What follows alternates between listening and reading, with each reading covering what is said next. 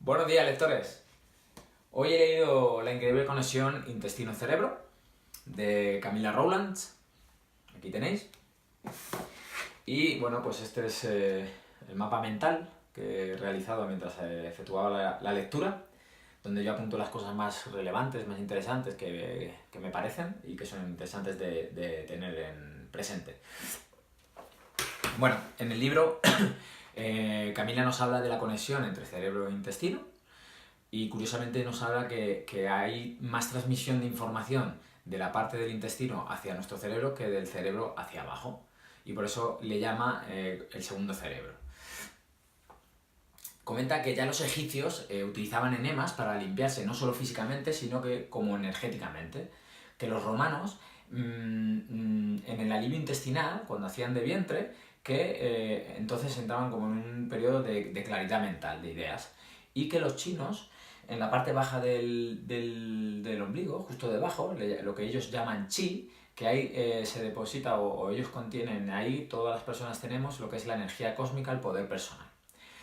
Luego nos habla de los nacimientos, la diferencia entre nacer de forma natural, vía vaginal, o con cirugía. ¿Y qué nos habla? Nos habla que hay una diferencia muy grande. ¿Por qué?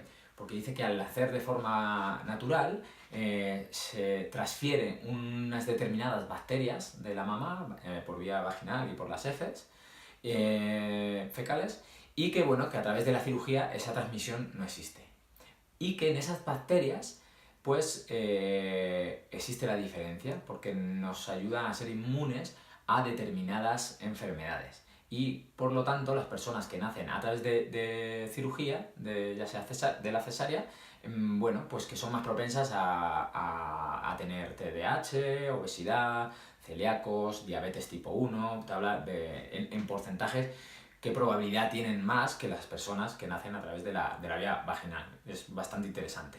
Y entonces te empieza a hablar de este tipo de bacterias. Te habla que en el intestino tenemos unas bacterias que son positivas y otras negativas, las buenas y las malas. Aunque las malas no habla expresamente de malas, pero dice que son menos buenas. Y que tiene que haber un equilibrio entre ellas, que son necesarias las dos, pero que siempre tienen que estar por encima las positivas para que haya el mejor equilibrio posible en nuestro organismo y poder estar correctamente.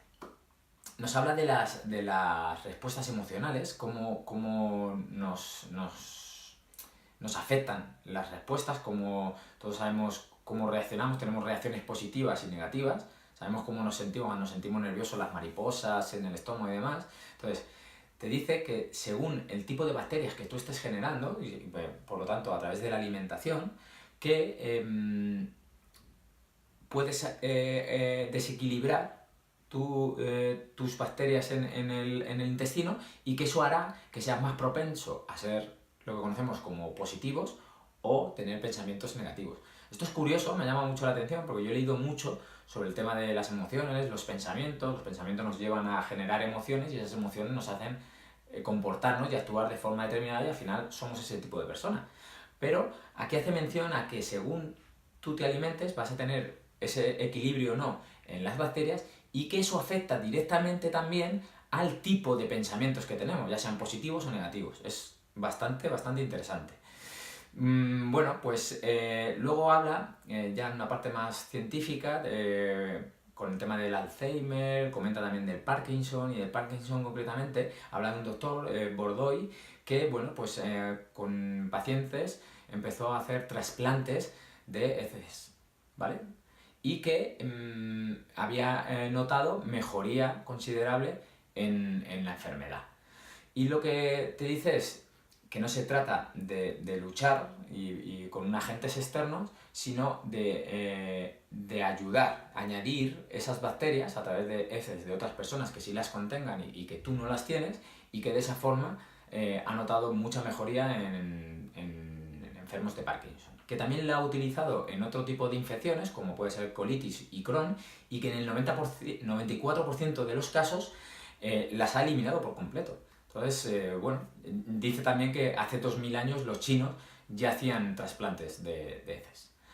Así que, pues nada, esto es un resumen del libro, que bueno, pues me ha resultado muy interesante y me ha abierto la puerta a empezar investigar un poquito más sobre esto, porque ya sabéis que me gusta ver cómo funciona el comportamiento mental de la gente, y cuando he leído que la alimentación también afecta a través de esas bacterias a cómo podemos pensar, pues da que pensar. Y es interesante que empecemos a prestar más atención a qué comemos y cómo lo comemos, ¿vale? Chicos, hasta mañana.